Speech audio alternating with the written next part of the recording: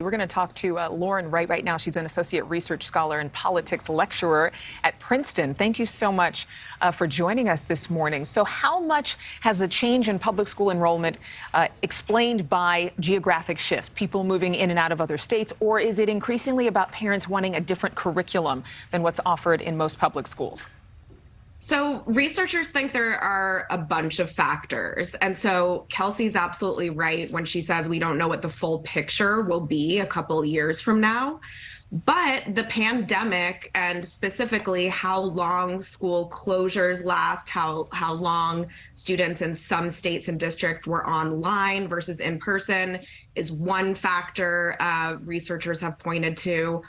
People moving from state to state or different parts of the state, people moving their kids into private or charter schools who have the resources to do so, or homeschooling them is another factor. And so the pandemic is a particularly interesting data point here, but we don't know what the full impact will be. However, there are studies that suggest that pandemic learning loss was very real. You know, 4th and 8th grade students have the lowest math scores ever in data that emerged after the pandemic. And so it's really hard to ignore that as a huge disruption and probably a driving factor, or at least one researchers are paying a lot of attention to. In terms of charter schools and public school voucher system, they've been an option for quite some time now. How popular are they? Is it becoming an increasing trend?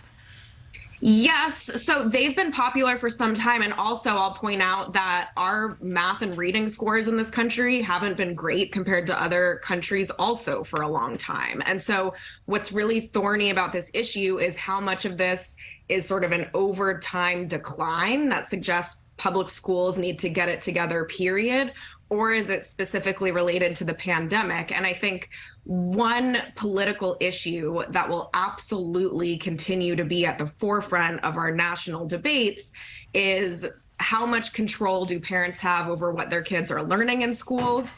And then how much do they respond by pulling their kids out of public schools and seeking other options? In terms of homeschool, you mentioned this earlier in our conversation. People are increasingly, obviously, working hybrid schedules, working from home remotely. Can parents truly homeschool their kids effectively in the year 2023?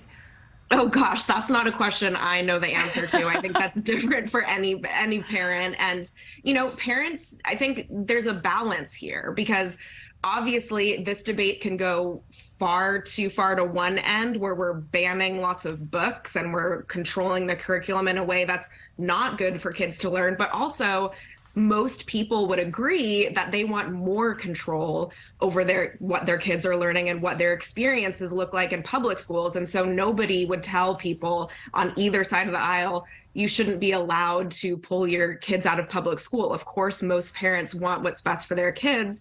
And it's interesting and something public schools absolutely have to contend with, that this seems to be an increasing trend. That's a problem for them, and they need to address that. And politicians need better answers to those questions. Thank you for watching. Go to newsnationnow.com to find NewsNation on your television provider. And don't forget to click the red subscribe button below to get more of NewsNation's fact-driven, unbiased coverage.